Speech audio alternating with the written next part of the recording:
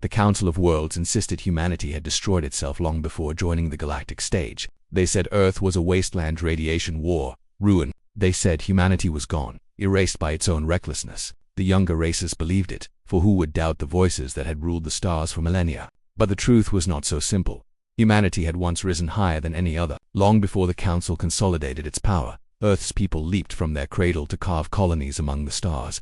Their ships were crude compared to today's vessels, but they carried something the galaxy did not understand: a relentless will. Where other species settled cautiously, humanity spread like wildfire. Where others negotiated treaties, humans planted flags. Where others feared the void, humans called it home. It was not their technology that frightened the Council. It was their ambition. The first clashes began on the borders of Thal space. Small skirmishes, nothing more than arguments over resource-rich moons, but the Thal fleets found themselves outmaneuvered. The humans fought not for territory but for survival, and in their desperation they revealed something the galaxy had never seen before, an instinct for war written into their bones. The Solari called it barbarism. The Veil named it savagery. But privately, in council chambers hidden from the public eye, the rulers of the galaxy whispered a different word: fear. It was decided in secret. Humanity could not be allowed to rise unchecked. Left alone, they would expand beyond control. They would turn the galaxy into their battlefield, and the Council knew deep down that the other species would not win, so they plotted exile at first. The plan was to contain them. Diplomatic blockades, trade embargoes, sanctions, ways to strangle their growth without bloodshed. But humans adapted. When supplies dwindled, they built more. When colonies were cut off, they survived on less. When technology was denied, they invented their own. The Council realized that the usual tools of power would not work. They needed something darker. The official histories never spoke of the purge fleets. To admit their existence was to confess the crime. But they came in the silence between stars, armed with weapons forbidden by every treaty. They descended on human colonies not as conquerors but as executioners. Worlds were sterilized. Skies turned black. Entire populations vanished in a single night. Yet Earth remained. The Council could not destroy the cradle without revealing themselves, without proving that the threat they claimed extinct had only been hunted. Instead, they constructed the seal, a prison of folded space, quantum barriers, and navigational distortions. No ship could find Sol again. No signal could leave it. Earth was locked away, hidden from the galaxy forever. At least, that was the plan.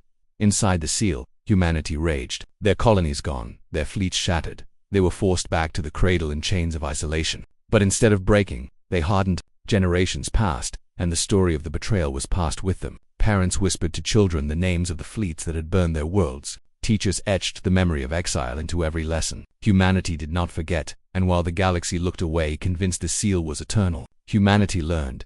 They tore apart the ruins of the old fleets, reforged them into weapons that bent physics in ways the Council had thought impossible. They mapped the cracks in the seal, probing the flaws in its construction. They built ships not for exploration, not for empire, but for vengeance. 10,000 years of silence followed. The galaxy moved on. Species rose and fell. The Council grew complacent, their younger races docile, their borders secure. The legend of Earth faded into myth, a story told to frighten children, until the seal broke. The first sign was faint, a listening station on the edge of Council space reporting impossible readings. Then came the Ghost Fleet's human ships emerging from nowhere, striking without warning, vanishing before reinforcements arrived. They did not conquer worlds, they freed them. Chains snapped, prisons opened, tyrants silenced, and always, in the wreckage, the same words etched in human steel: "We remember."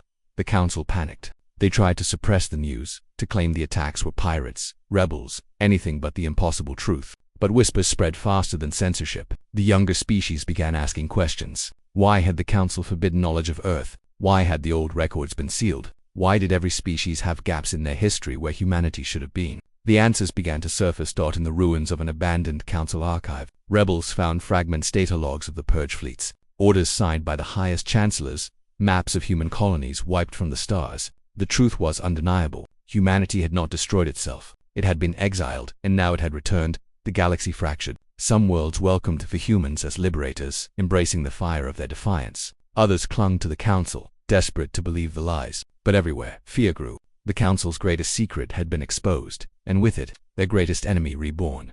At the Battle of Orthian Reach, the Council tried one last time to crush them. 1,000 ships descended upon a single human fleet. But the fleet was not what it seemed. It was bait. When the Council fired, the void itself split open. Human ships poured from impossible angles, weapons striking faster than thought, shields bending light and matter alike. In less than an hour, the Council's Grand Armada was ash.